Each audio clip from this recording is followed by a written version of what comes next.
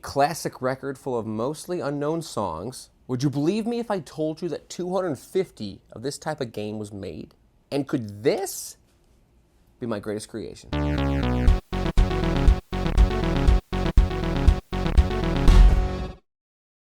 Hello guys, and welcome to Ben's Basement. I will be your host, Ben Sleva, and this very first segment is when we're going to pick one of these 136 records, pick out and learn about. I'm going to pick a random number generation from 1 to 136, whatever number that falls on is the record that we're going to learn about. Easy enough? I thought you'd figure it out. Without further ado, let's pick out a random number. 16, doing low numbers this past few weeks. All right, record number 16. I'll see you up there. What's up? Let's go. 1, 2, 3. All right, guys, if you remember, 2 weeks back we did a Beatles record, and guess what? We're doing another Beatles record. Again, this is pretty beat to hell. Beatles, 1965. All right, guys, let's figure out what this album's all about, and let's learn about it. Take camera 3. Beatles 65 is an album by the British rock band The Beatles and was issued in the United States and Canada in December 1964. Released as the North American alternative to Beatles for Sale. Beatles 65 includes 8 of the 14 songs from Beatles for Sale. It also includes I'll Be Back, which was cut from the US version of the Hard Day's Night album, and both sides of the I Feel Fine, She Is a Woman.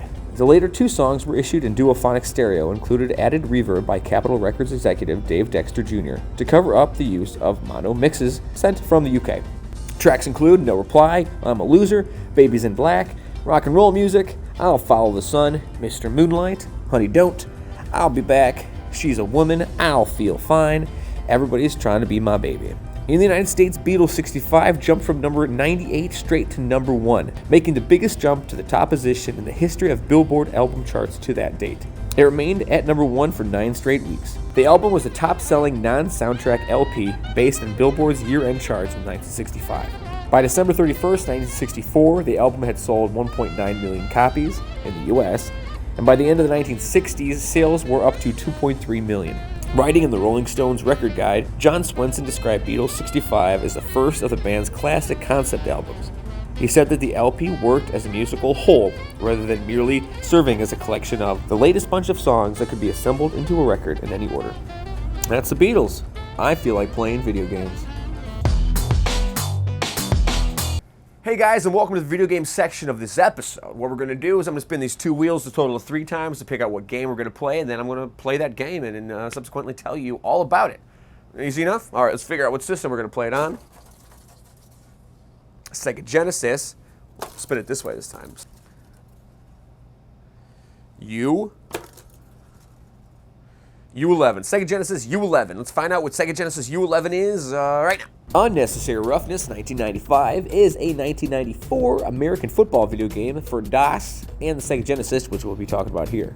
Other entries in the series are Unnecessary Roughness, made in 1993, and Unnecessary Roughness 96, which was made in 1996. Go figure. Players compete in exhibition games, either against a computer or against another human player. There's regular seasons, playoff, and Super Bowls can be played as well. One of the primary features in the game is the construction set. This is kind of new to this game, where entire teams, stadiums, and tournaments can be made from scratch. Players from the 1993 NFL season were used. These athletes have individual ratings in offense, defense, and athletic ability. A 2-minute drill forces a scenario where the player has to beat the computer with only 2 minutes left in the 4th quarter. A battery save function allows the savings of seasons and statistics in the Genesis version. And a cool function of the Genesis is there's a battery in the cartridge that allows saving of the seasons and statistics. In 1994, PC Gamer named Unnecessary Roughness the 50th best computer game of all time. The editors wrote, "For fans and non-fans alike, there's no better football game on the PC."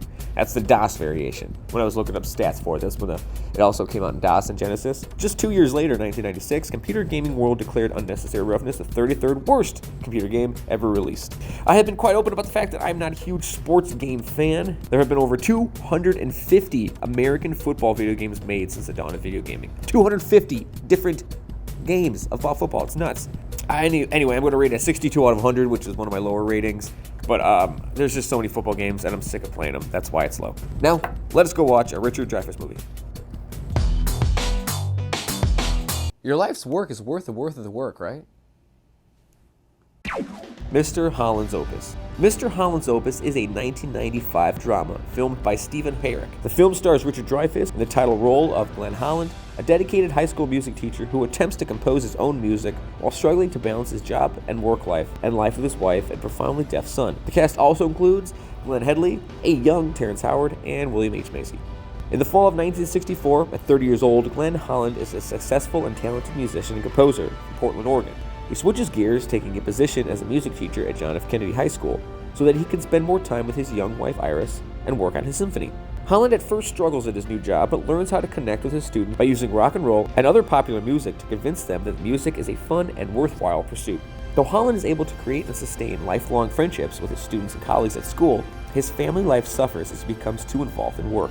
The film covers a 30-year teaching career of Glenn Holland, set amongst the changes of American society, which is kind of the fun part of the movie, where you can see like how fads change.